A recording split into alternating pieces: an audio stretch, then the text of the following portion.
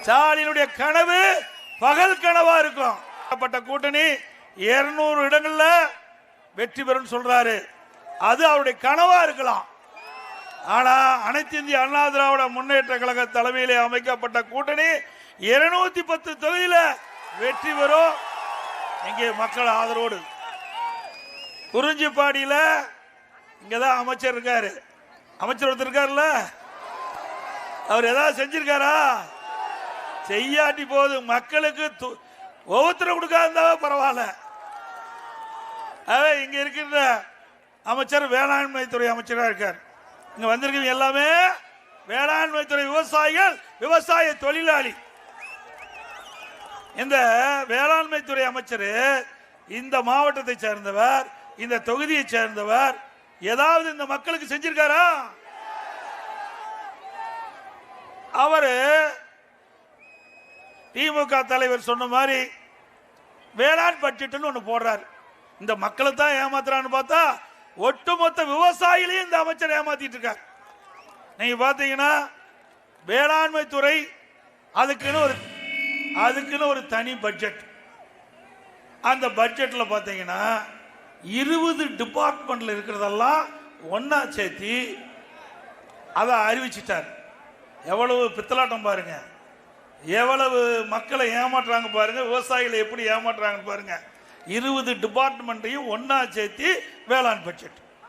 அந்த 20 துறையில் இருக்கிற சார்ந்ததெல்லாம் தனித்தனி துறை.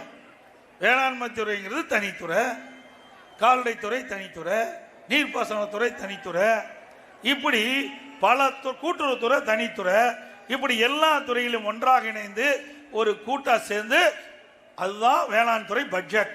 அதுல எல்லா துறையும் சேர்ந்த நிதியெல்லாம் ஒன்றா சேர்த்தி வேளாண்மை துறையில பார்த்தா ஆயிரக்கணக்கான கோடி அதுக்கு ஒதுக்கப்பட்டதா ஒரு பொய்யான தோற்றத்தை உருவாக்கி சட்டமன்றத்தில் 2 மணி நேரம் மூச்சு வாங்க பேசி கடைசியில் ஒன்றும் காணோம். 4 வருஷமா பட்ஜெட் போட்டிருக்கிறார் திரு வேளாண்மை துறை அமைச்சர்களே. 4 ஆண்டு காலமாக தொடர்ந்து வேளாண்மை பட்ஜெட் போட்டுக்கிறீங்க. அந்த வேளாண் பட்ஜெட்டை போட்டதில் என்ன திட்டத்தை கொண்டாந்து நிறைவேற்றுற ஒன்னையாவது சொல்லு பார்க்கலாம். அத்தனையும் பொய், அத்தனையும் விவசாயிகளை ஏமாற்றுகின்ற அமைச்சர் இந்த தொகுதி சட்டமன்ற உறுப்பினர் அமைச்சர். நாட்டு மக்கள் ஒட்டுமொத்த விவசாயியை ஏமாத்திட்டு இருக்கார். இன்றைக்கு கால்நடைத்துறைனா அதுக்கு தனி நிதி, தனித்துறை. இப்படி ஒவ்வொரு துறையா 20 துறை இருக்கும்போது அந்தந்த துறை சார்ந்த மானிய கோரிக்கை வரும்போது அதை அறிவிப்பாங்க. ஆனா இவர்கள் என்ன பண்ணாங்க? விஞ்ஞான மூலம் படைச்சவங்க, திமுக காரரு விஞ்ஞான மூலம் படைச்சவங்க. விவசாயியை ஏமாற்றுவதற்காக கவர்ச்சிகரமா திட்டத்தை அறிவிக்கிற மாதிரி பல துறையை சேர்ந்த நிதியெல்லாம் இந்த வேளாண் பட்ஜெட்ல கொண்டு வந்து அறிவிச்சு விவசாயிகளை இந்த அரசு ஏமாற்றி தான் மிச்சம். விவசாய தொழிலாளி நீங்க இந்த பகுதியில் பார்த்தீங்கன்னா விவசாயி சேர்ந்த தொழிலாளி அதுக்கு ஏதாவது செஞ்சிருக்கா? அதுவும் கிடையாது. அண்ணா திமுக ஆட்சியில் விவசாய தொழிலாளிக்கு பசுமை வீடுகள் கட்டி கொடுத்தோம், அதையும் காணோம். இங்க இருக்கிற விவசாய தொழிலாளிக்கு ஏற்கனவே 100 நாள் வேலை திட்டம் நடந்துகிட்டு இருந்தது. திமுக தேர்தல் அறிக்கையில் என்ன சொன்னாங்க? திமுக ஆட்சிக்கு வந்தா 180 நாளா உயர்த்தினாங்களாமா? உயர்த்தினாங்களா? அது மட்டும் இல்ல, அந்த சம்பளத்தை உயர்த்தும். 100 நாள் வேலை திட்டத்தில் பணிபுரிகின்ற தொழிலாளருக்கு சம்பள உயர்வு, சம்பளத்தை உயர்த்தினாங்களா? 100 நாள் வேலை திட்டத்துக்கு பதிலாக அந்த 100 நாள் வேலை திட்டம் குறைஞ்சி 50 நாள் வேலை திட்டம் ஆகி போச்சு. அந்த வேலை பணிக்கு நாட்கள் குறைஞ்சு போச்சு இந்த ஆட்சியில். அது மட்டும் இல்ல, தேர்தல் நேரத்தில் ரேஷன் கடையில் 1 கிலோவுக்கு பதிலாக 2 கிலோ சர்க்கரை போடுறேன்னு சொன்னாங்க. போட்டாங்களாமா? கேஸ் மானியம், சிலிண்டர் கேஸ் மானியம் மாதந்தோறும் 100 ரூபா கொடுக்குறாங்க, கொடுத்தாங்களா? ஏமாத்திட்டாங்களா? இப்படி ஏழை மக்களுக்கு கவர்ச்சிகரமா பேசி மக்களை ஏமாற்றி வாக்குகளை பெற்று ஆட்சிக்கு வந்த கட்சி தான் திமுக கட்சி. அதோட எப்ப பார்த்தாலும் ஸ்டாலின் நாங்க 1000 ரூபாய் கொடுத்துட்டோம், 1000 ரூபாய் கொடுத்துட்டோம், 1000 ரூபாய் கொடுத்துட்டு பேசிக்கிட்டே இருக்காரு. எப்ப கொடுத்த? 28 மாசம் கழிச்சு நாங்க சட்டமன்றத்தில் தேர்தல் நேரத்தில் திமுக அறிவிப்பில் வெளியிட்டீங்களே, வாக்குறுதி கொடுத்தீங்கல்ல, மாதந்தோறும் குடும்ப தலைவிக்கு 1000 ரூபாய்க்கு உரிமை தொகை கொடுக்குன்னு சொன்ன, ஏன் கொடுக்கல? 28 மாசம் உங்களுக்கு போராடி, நாங்க போராடினதுனால தான் இந்த 1000 ரூபாய் உங்களுக்கு வந்தது. இவர்களா மனம் வந்து கொடுக்கல. இப்போ விதிகளை தளர்த்தி மேலும் 30 லட்சம் பேர் கொடுக்குறேங்கிறாங்க. விதிகளை தளர்த்தி 30 லட்சம் பேருக்கு தரங்கிறாங்க. இப்ப என்ன ஆகுது? இன்னும் 8 மாசம் தான் இருக்குது. போச்சா? 52 மாசம் பணம் போச்சா? இப்ப எதுக்காக கொடுக்குறாங்க? உங்களுடைய கஷ்டத்தை எண்ணி கொடுக்கல. ஆனா இவர்களுக்கு அடுத்த ஆண்டு தேர்தல் வருது, அதுக்கு ஓட்டு வாங்குறதுக்காக அந்த 30 லட்சம் மக்கள் குடும்பத்தை ஓட்ட அப்படியே அல்றதுக்காக 1000 ரூபாய் கொடுப்பன்னு சொல்லி இருக்கிறாங்க. வந்தாதான் நெசம். அதுவும் ஆக இப்படி மக்களிடத்திலே ஒரு குழப்பத்தை விளைவித்து கொடுக்கப்பட்ட தேர்தல் வாக்குறுதி நிறைவேற்றாம இன்றைக்கு வாக்குகளை பெறுகின்ற ஒரே கட்சி திமுக கட்சி. அதோட பேப்பர் கொடு, விளம்பரம். நீங்க பாத்தீங்கன்னா இதை உன்னை தூக்கிட்டு வர போறாங்க வீடு வீடா. யாரு? உங்களுடன் ஸ்டாலின். எது உங்களுடன்? இதுவரை யாரோட இருந்தாரு? இப்பதான் நம்மளோட ஸ்டாலின் வந்திருக்காரு. ஆக 4 வருஷம் உருண்டோடி போயிட்டுது. மக்களுடைய செல்வாக்கு இழந்துட்டார். சிந்திச்சு பார்த்தாங்க, அதுக்கு யாராவது ஒரு ஐடியா கொடுத்துட்டாங்க. இதுக்குன்னு ஆள் வச்சிருக்காரு அவரு. அவருடைய மருமகன் தான் இதுக்கு இன்சார்ஜ். யாரு? மாமனாருக்கு சப்போர்ட்டா ஒரு மருமகன் இருக்கார். அவரு இது மாதிரி மாமா நான் ஒரு விளம்பரத்தால் அடிச்சு கொடுக்குறேன், இது வீடு வீடா போய் கொடுங்க, உங்களுடன் ஸ்டாலின் சொல்லி இந்த விளம்பரத்தாரில் கொடுக்கிறார். இதை என்ன சொல்றாரு? தொழில் வரி விதிப்பு, புதிய தொழில் உரிமம் புதுப்பித்தல், குடிநீர் இணைப்பு, அடிப்படை வசதிகள். இதுவரைக்கும் ஒன்றும் செய்யவே இல்லை. இனிமே வந்து கிளிக்க போறாரு.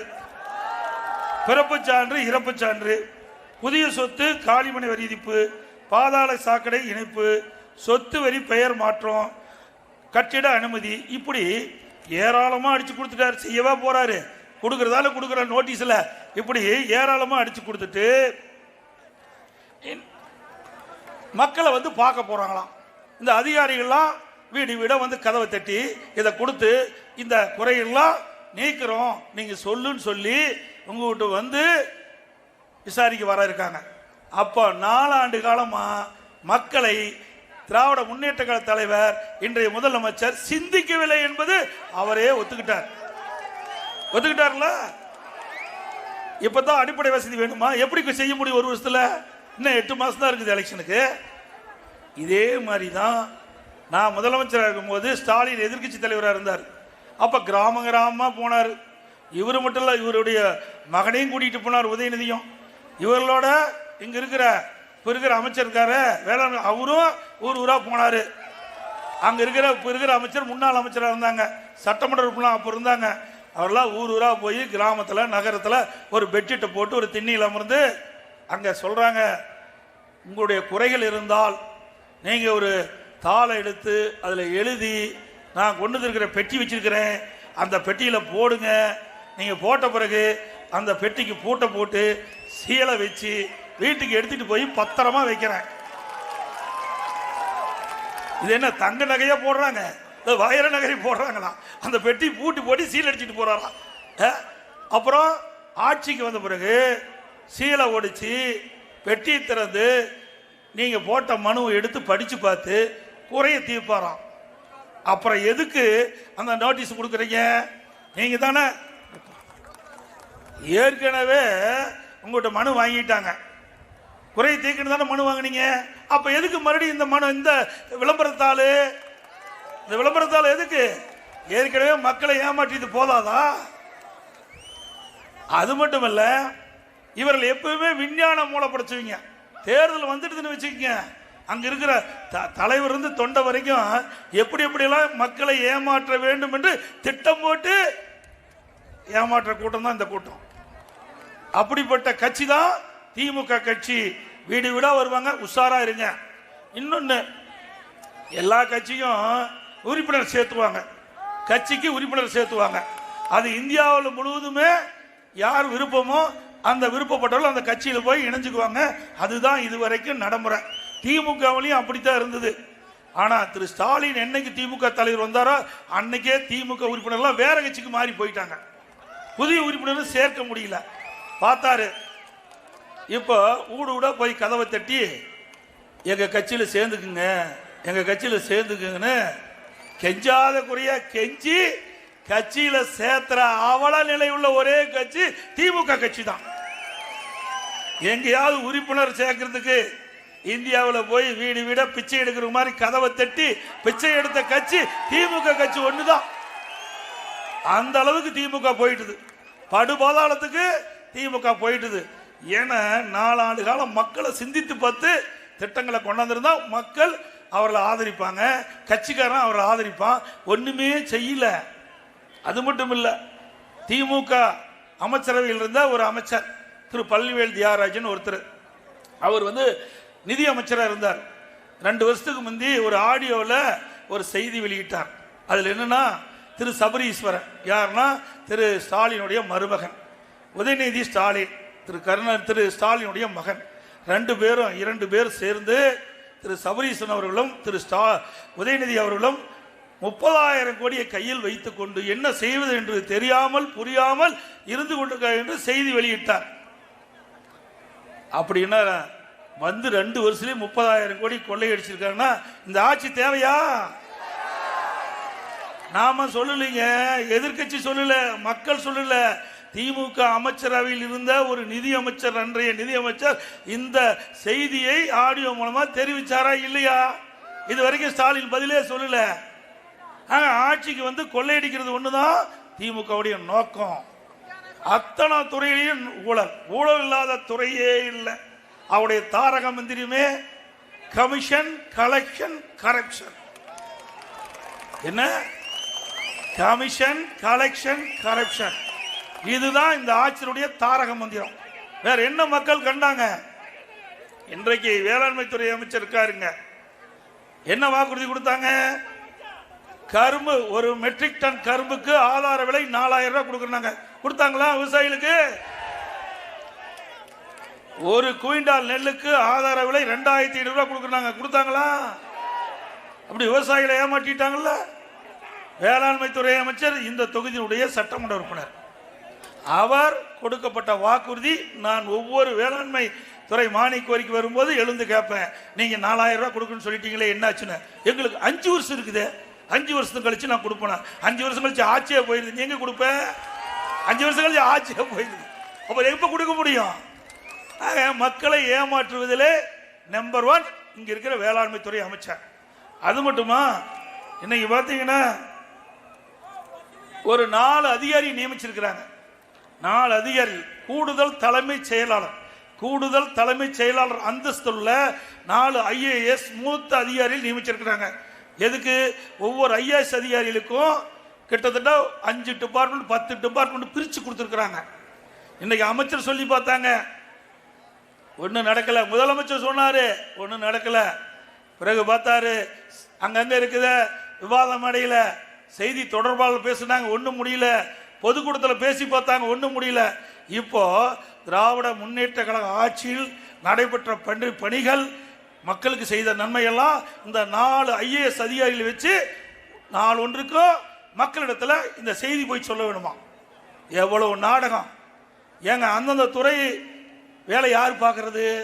இப்ப 4 மூத்த IAS அதிகாரியில நீங்க இதுக்கு இந்த பணிக்கு அமர்த்திட்டா அவருடைய பணி யார் செய்வது? அது மட்டும் இல்ல, செய்தி மக்கள் தொடர்பு துறைன்னு ஒரு துறை இருக்குது. அந்த துறையின் வழியாக தான் அரசுடைய செய்திகள் வெளியில் வரும். அப்ப அந்த துறை என்னாச்சு?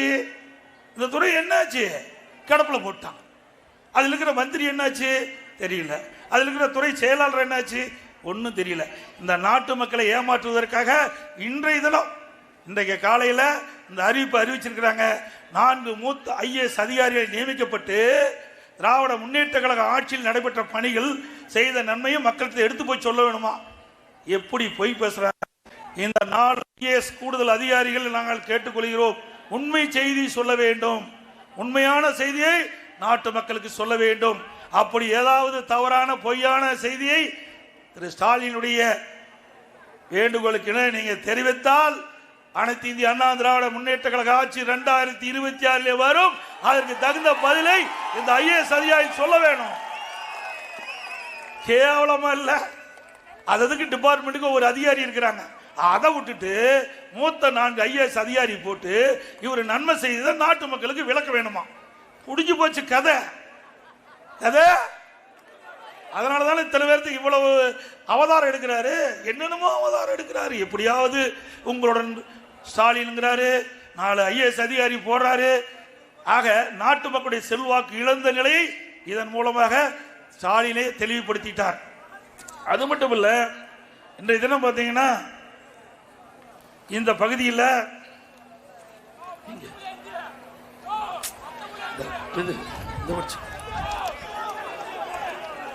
பகுதியில் வள்ளலார் திருச்சபை மறைந்த சர்வதேச மைய கட்டிடம் கட்டுவதை தவிர்த்து வள்ளலார் திருச்சபை மறைக்காமலும் பொதுமக்கள் பக்கத்திற்கு எந்த இடையிலும் இல்லாமல் இருக்க வேண்டும்.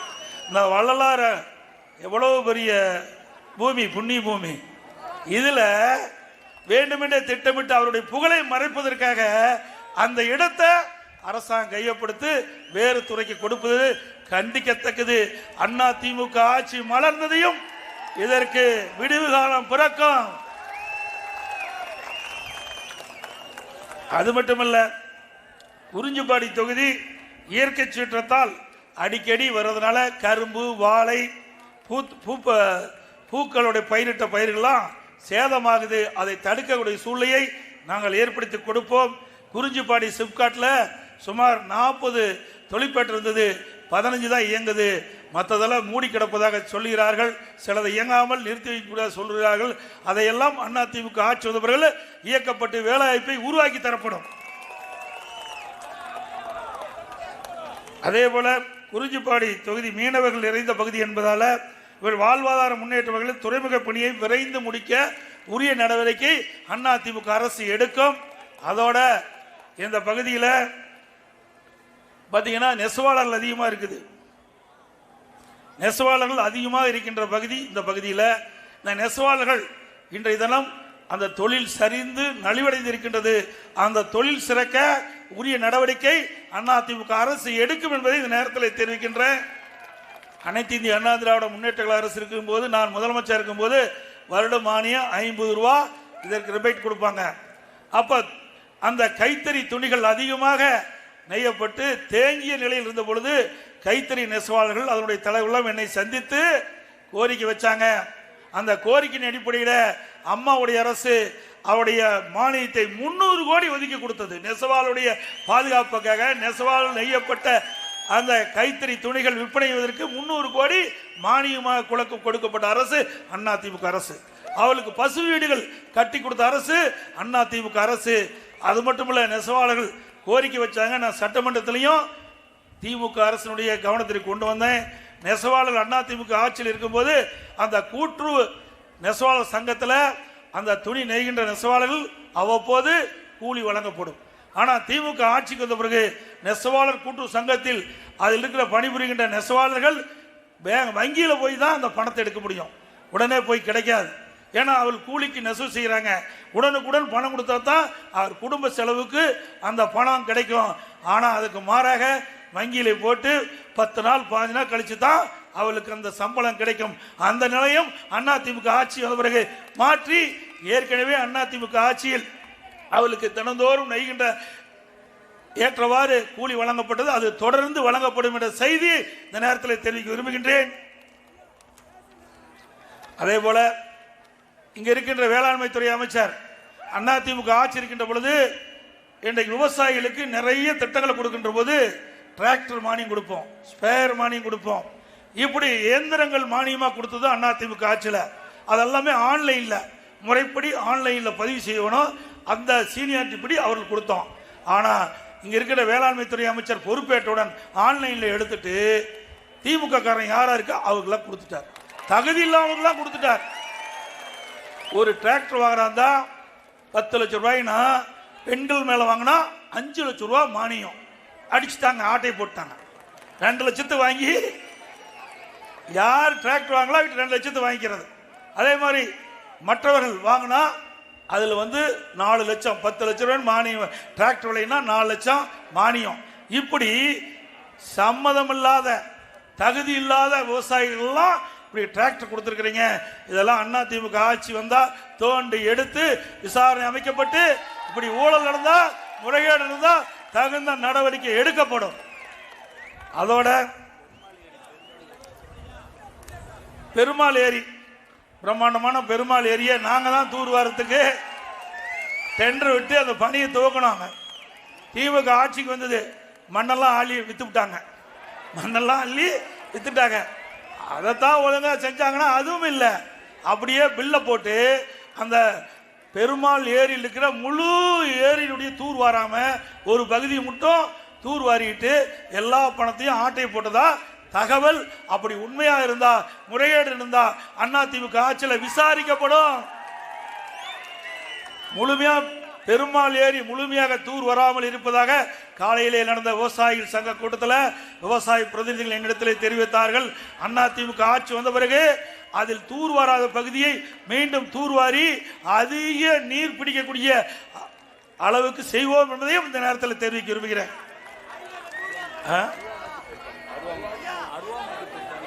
அருவாபோக்கு திட்டம், அது பார்த்தீங்கன்னா இங்க இருக்கிற மழை பெய்கின்ற தண்ணி எல்லாம் தாழ்வான பகுதியில் போய் தேங்கி விவசாயிகள்லாம் பெரும் நஷ்டத்துக்குள்ளானாங்க. அவள் பயிர் நட்டு இருந்தா நானே வந்து ஒரு தடவை மழை காலத்தில் வந்து பார்த்தேன். அப்படியே பயிர் முழுகி தண்ணியில் மேந்துகிட்டு இருந்தது.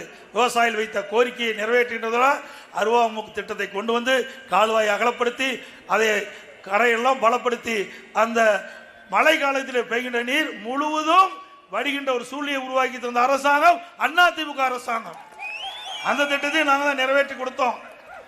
அதோட முந்திரி கொட்டை இருக்குது, முந்திரி கொட்டை, அதை வந்து கையால் தான் நம்முடைய சகோதரிகள் உடைக்கிறாங்க. அதுக்கு 600 முந்திரி கொட்டையை உடைச்சா 25 ரூபா சம்பளம் கிடைப்பதாக எனக்கு தகவல் கிடைச்சது. அது உடைக்கின்ற போது அதனுடைய கை முட்டி தேய்மானம் ஆகுது. இதனுடைய கவனத்துக்கு கொண்டு வந்தாங்க. அதிமுக ஆட்சி மலர்ந்தவுடன் இந்த முந்திரி கொட்டை உடைப்பதற்காக ஒரு சிறிய மின்சாரத்தால் இயக்கக்கூடிய இயந்திரம் அந்த மானிய விலையில் அந்த மக்களுக்கு வழங்கப்படும். அதோட இந்த பகுதியில் முந்திரி பலா ரெண்டுமே பிரதான தொழிலாக இருக்குது. இதெல்லாம் சீசன் நேரத்தில் இந்த பலா மார்ச்சிலிருந்து பலாப்பழம், அதாவது பலாப்பழம் மார்ச்சிலிருந்து மே மாதம் வரைக்கும் அதிக விளைச்சல் இருக்குது, ஜூன் வரைக்கும் அதிக விளைச்சல் இருக்குது. இப்படி விளைச்சல் அதிகமாக இருக்கும்போது விவசாயிகள் பெரிய நஷ்டத்துக்குள்ளாகிறாங்க. அதை அந்த பலாப்பழத்தை பதப்படுத்தி அவர்களுக்கு தேவையான உதவிகளை செய்ய வேண்டும் என்று கோரிக்கை வச்சிருக்காங்க. அந்த கோரிக்கையும் அதிமுக அரசு வந்து நிறைவேற்றப்படும். அதோட மீனவர்கள் இந்த பகுதி நிறைந்த பகுதி, மீன்பிடி தடை காலத்தில் அவர் வழங்கப்படுகின்ற அந்த நிதி உயர்த்த வேண்டும் சொல்லியிருக்கிறாங்க. அந்த நிதியும் அதிமுக ஆட்சியில் உயர்த்தப்படும். அதோட மீன்பிடி துறைமுகம் வேகமா துரிதமா அங்க இருக்கிற துறைமுகம் ஒன்று வேலையாகிட்டு இருக்குது. அதனால அந்த மீனவர்கள் பாதிக்கப்படுவதாக சொல்லியிருக்கிறாங்க. அந்த துறைமுக பணி வேகப்படுத்தும் சொல்லியிருக்கிறாங்க. அதையும் வேகப்படுத்தி கொடுக்கப்படும் என்ற நேரத்தில் தெரிவித்து, அதோட என்எல்சி நிறுவனம் இன்னைக்கு அதிமுக ஆட்சியில் தனியாருக்கு விற்க முற்பட்டாங்க. அப்ப மத்தியில் காங்கிரஸ் திமுக ஆட்சி இருந்தது. மாண்புமிகு அம்மா தமிழகத்தில் முதலமைச்சர் இருந்தாங்க. ஆக அது தனியாருக்கு என்எல்சி நிறுவனத்தை விற்பனை செய்கின்ற அந்த முயற்சியை முறியடித்து அவள் விற்ற பங்கு 5% அதிமுக அரசாங்கமே அதை விலைக்கு வாங்கி தொழிலாளர் நலன் காக்கப்பட்ட அரசு அதிமுக அரசாங்கம்.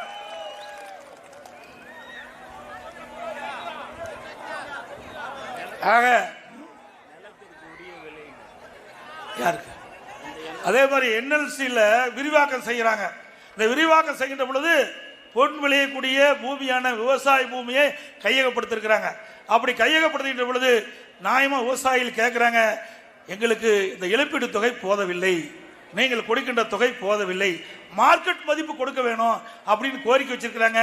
அதையும் அம்மாவுடைய அரசு வந்தபோது மத்திய அரசு போராடி வாதாடி அந்த விவசாயியுடைய நலன் காக்கின்ற அளவுக்கு அந்த இழப்பீட்டு தொகையை அதிகரிப்பதற்கு உண்டான நடவடிக்கை மேற்கொள்வோம் என்பதையும் இந்த நேரத்தில் தெரிவித்து,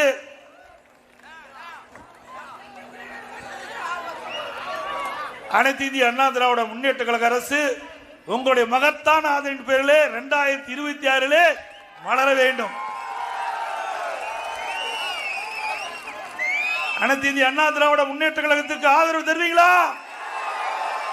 நீங்க மட்டும் இல்ல, உங்களோட சார்ந்த பகுதியில் இருக்கின்ற மக்கள்லாம் ஆதரவு வரணும். விவசாயம் செழிக்க வேணும், விவசாய தொழிலாளி மணற்குளர வாழ வேண்டும். அப்படின்னா ஒரு பொற்கால ஆட்சி வர வேணும். நானும் விவசாயி,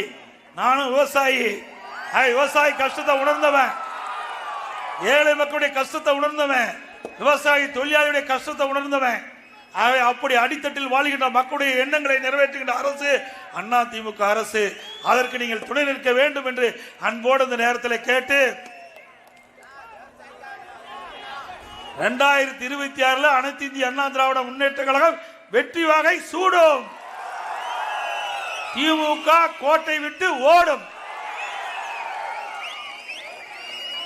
2026 சட்டமன்ற தேர்தலிலே அனைத்து இந்திய அண்ணா திராவிட முன்னேற்ற கழக வேட்பாளர் இரட்டலை சின்னத்திலே வாக்களித்து அவர் வெற்றி பெற செய்யுங்கள்.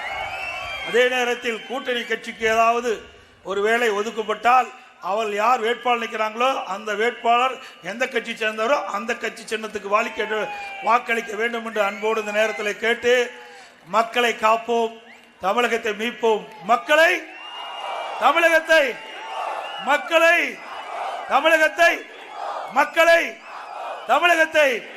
நன்றி, வணக்கம். பாய்.